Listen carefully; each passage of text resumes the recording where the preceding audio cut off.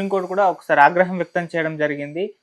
జంతు ప్రేమికులు ఎవరైతే ఉన్నారో వాళ్ళు కుక్కల్ని ఏదైతే ఇప్పటివరకు ఇవన్నీ చేస్తున్నారో వాళ్ళు తీసుకెళ్ళండి ఇంట్లో పెంచుకోండి అని కూడా ఒక స్టేట్మెంట్ గతంలో ఆగ్రహంతో ఇవ్వడం జరిగింది. ఇప్పుడు అటువంటి ప్రయత్నం ఏమన్నా వీలు చేస్తారా మేడం జంతు ప్రేమికులు ఎవరైతే ఉన్నారో?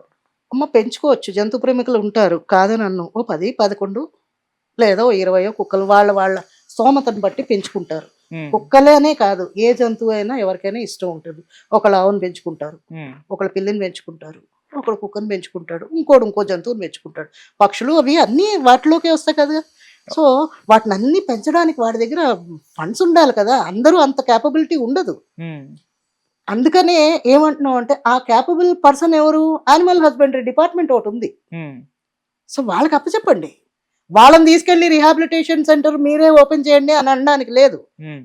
అవి ఎందుకు ఇలా ప్రవర్తిస్తున్నాయి, వీటి ప్రవర్తనలో ఎందుకు ఇంత చేంజ్ వచ్చేది అనేది ఆ డాక్టర్స్ కి తెలుసు. కాబట్టి ప్రాపర్ మెడిసిన్ కనుక ఇస్తే ఇప్పుడు మనం వింటున్నాం. ఇది వరకు ఎప్పుడైనా విన్నావా?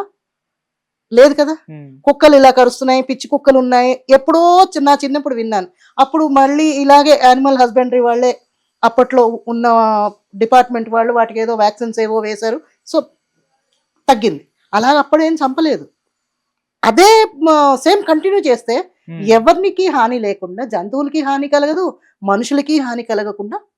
పిల్లల పైన కుక్కలు దాడి చేస్తాయి, చంపేస్తాయన్న ఘటనలు కూడా కొంతకాలం క్రితం మనం చూసాం. దాని మీద కూడా పెద్ద ఎత్తున చర్చలు, డిబేట్లు కూడా జరిగాయి. సో వచ్చినప్పుడల్లా ఈ కుక్కల్ని చంపేయండి, మనుషుల ప్రాణాలే ప్రమాదంలో ఉన్నాయి అన్న ఒక చర్చ వచ్చేసింది. ఈ టైంలో ఎలా ఆలోచించాలంటారు? పిల్లలు ట్యూషన్కి వెళ్తున్నప్పుడు, కాలేజ్కి వెళ్తున్నప్పుడు వాళ్ళకి తెలియదు. తెలిసి చెయ్యట్లేదు వాళ్ళు. పిల్లలు అని అంటే ఏంటి అర్థం? తెలివి తక్కువ వాళ్ళు అని అర్థం. అంటే వాళ్ళకి ఇంకా బ్రెయిన్ మెచ్యూర్ కాలేదు. వాళ్ళు వెళుతూ వెళుతూ ఆటగానే దాంతో ఆడుకుందామన్న ఉద్దేశంతో వీడి లాంగ్వేజ్ దానికి అర్థం కాదు, దాని లాంగ్వేజ్ వీడికి అర్థం కాదు. వీడేదో గేమ్ ఆడుకుందాం అన్నట్టు దాన్ని ఒకసారి కాలుతోటి ఇలా అంటాడు. అదేమనుకుంటుంది, నన్ను కొడుతున్నాడు కదా, నన్ను నేను రక్షించుకోవాలని అది కరుస్తుంది. ఎవరిది తప్పు లేదు ఇందులో. ఎవరిది నేరం కాదు. ఇది నేచర్. అది జరిగిపోతుంది అంతేకాని అది వాంటెడ్లీ తీసుకోవడానికి లేదు. అది అప్పుడు ఏం చేయాలి? మన పిల్లలకి మనం ట్రైన్ చేయాలి. మనకి బుద్ధి జ్ఞానం ఉంది కదా, మనం పిల్లలకి చెప్పాలి, నాన్న రోడ్డు మీద వెళ్ళేటప్పుడు కుక్కల్ని తన్నకండి, కొట్టకండి. తర్వాత ఇంకొన్ని సందర్భాల్లో కొట్టడం తిట్టడమే కాదు, వెళ్తూ వెళ్తూ వాటిని ముద్దాడుతూ ఉంటారు. అలా కూడా చేయకూడదు. ఎందుకంటే స్లీపింగ్ మోడ్ లో ఉన్నప్పుడు నువ్వు సడన్ గా వెళ్ళి మనిషిని లేపినా వాడు లాగి లెంపగా కొడతాడు. జంతువు ఎందుకు చేయదు? సేమ్ అదే జరుగుతుంది అక్కడ. సో పిల్లలకి మనం అవేర్నెస్ ఇవ్వాలి. ఎందుకంటే పిల్లలకి తెలియదు అవి జంతువులు, మనం దాన్ని ముట్టుకోకూడదు నాన్న. అది నడుస్తున్నప్పుడు కానీ లేదా ఆడుతున్నప్పుడు కానీ నువ్వు ఆడు, అవి కూడా మీతో పాటే గెంతుతాయి. కుక్కలు, ఆవులు చూడు, లేగదూడలు అవి ఎగురుతూ చిన్ని చిన్ని పప్పీస్ చూడు ఎంత బాగా ఆడతాయి. అంటే ఆ మూడ్ లో ఉన్నప్పుడే, నువ్వు పడుకునే స్లీపింగ్ మూడ్ టైంలో ఉన్నప్పుడు నువ్వు వెళ్ళి దాన్ని ఒకసారి ఇలా అంటే అది ఊరుకోదు. ఇవన్నీ ఏంటంటే మనం తెలుసుకోవాలి. అంతేకాని ప్రతిదీ జంతువు మీదే పడేయకూడదు. వీళ్ళు ఏంటంటే అందరూ ఒకళ్ళు కాదు. ఇప్పుడు సోషల్ మీడియాలో ఏం చెప్తారు, పలానా దగ్గర కుక్క కరిచేసింది, కుక్కల్ని చంపేయాలి అంతే, పట్మని అనేస్తారు. మనుషులను చంపేసుకుంటున్నారు. మనుషులను చంపేస్తున్నావా? ఇంకేం ఉండదు భూమి మీద. దానికి అంటూ ఒక సొల్యూషన్ ఉంది. ఆ సొల్యూషన్ ప్రకారంగా వెళ్ళాలి మనం, అంతే కదా. అలాగని మనం క్రూయల్ యానిమల్స్ చూసి మనం క్రూయల్ అయిపోకూడదు. వాటికి ఎందుకు ఇలా బిహేవ్ చేస్తున్నాయి అనేది మనకు తెలియదు. నేనేమో అడ్వకేట్ని, డాక్టర్లు ఉన్నారు కదా, యానిమల్ హస్బెండరీ డాక్టర్స్ ఉన్నారు కదా, వాళ్ళకి తెలుస్తుంది కదా. వాళ్ళు రీసెర్చ్ సెంటర్స్ ఉన్నాయి కదా హైదరాబాద్ లో బోల్డ్. వాళ్ళకి పని లేదు అసలు. ఆ పని కల్పిస్తే ఎందుకు ఇలా అవుతున్నాయో వాళ్ళకి తెలుస్తుంది. దాని ప్రకారంగా వాటికి మందులు వేస్తే ఏ కుక్క కరవదు.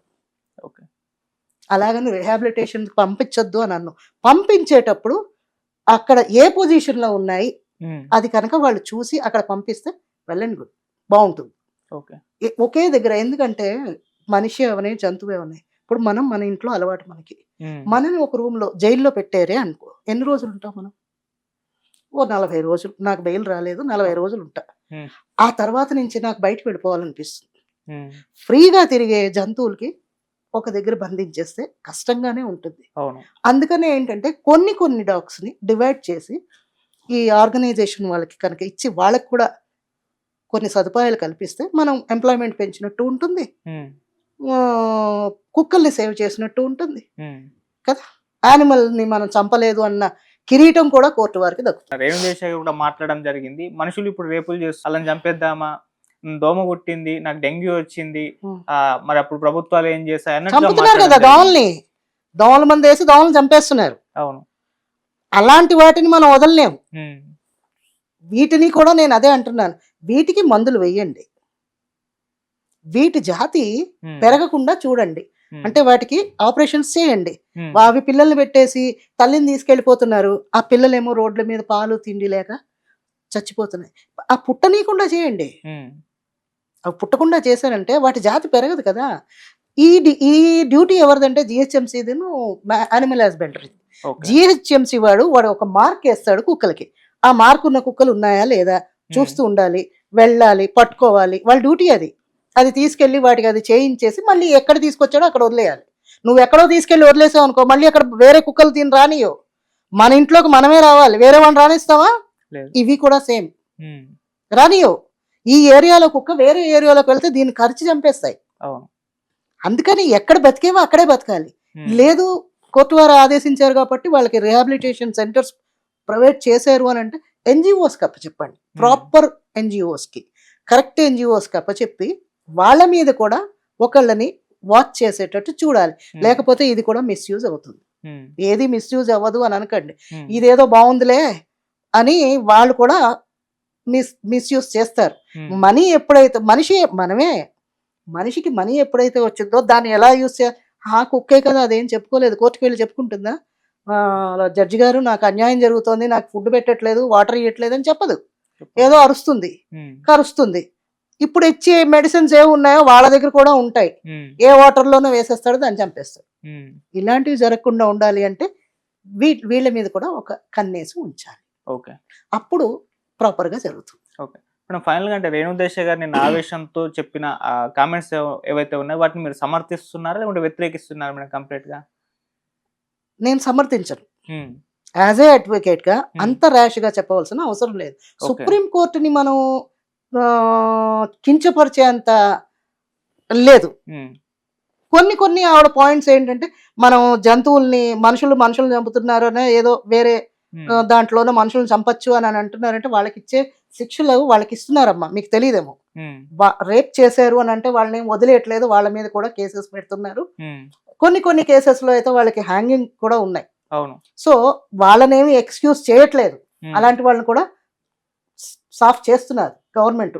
కాకపోతే మనం జంతువుల గురించి పోరాడుతున్నప్పుడు జంతువుల గురించే మాట్లాడుకుందాం. ఉమ్, సో దీన్ని మాత్రం నేను అబ్జెక్ట్ ఓకే. చేస్తున్నా. ఉమ్, జంతువుల గురించి మనం జంతు ప్రేమికులు మీరు అనుకుంటున్నప్పుడు జంతువులు ఎలా కాపాడాలి, దీనికి ప్రాపర్ వే ఏంటి అని మీరు చెప్పండి, ఉమ్, దాన్ని ఫాలో అవ్వమని మీరు డిమాండ్ చేయండి. ఉమ్, మీరు గైడెన్స్ ఇవ్వక్కర్లేదు, కోర్టుకి డిమాండ్ చేయండి. ఉమ్, ఇప్పుడు ఓటింగ్ లెక్కలు పెడుతున్నారు కదా ఫేస్బుక్లోని వాటిలోని, మీరు కుక్కలకి సపోర్ట్ చేస్తున్నారంటే ఇన్ని ఓట్లు వేయండి అంటే అవి లెక్కిస్తున్నారనే అనుకుంటాం మనం కదా. ఉమ్, అది ఎవరికి వెళ్తున్నాయి? పిచ్చి జనాలు అందరికీ ఓట్లు వేస్తున్నారు. ఈ రెవెన్యూ ఎవరికి వెళ్తుంది? నీకు యూట్యూబ్ ఛానల్ ఉంటే నీకు వస్తుంది, అంతే కదా, అవును. నీకే వస్తుంది.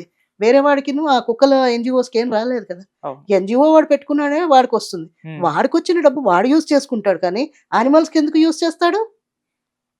మనం మాత్రం ఓటింగ్ ఎవరికి ఇస్తున్నాం? కుక్కను అక్కడ నిలబెడతాడు, నన్ను సేవ్ చేయండి. నేను చాలా చూశాను పోస్టులు, కుక్క మనల్ని అడిగితే బ్రహ్మాండంగా ఉండేది, కోర్టుకి వెళ్ళిపోయేది, అది సుప్రీంకోర్టు ఓకే కదా. ఉమ్, సో అలాంటివన్నీ ఫేక్ వాటికి వెళ్లకుండా ప్రాపర్ ఛానల్లో మీరు సుప్రీంకోర్టునే అడగండి.